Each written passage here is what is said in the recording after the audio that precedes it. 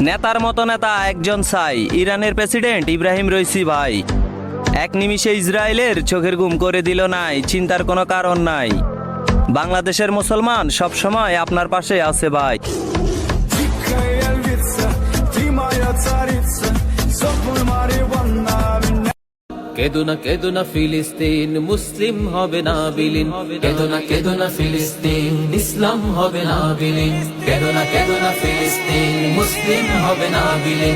কেদো না ফিলিস্তিন, ইসলাম হবে না।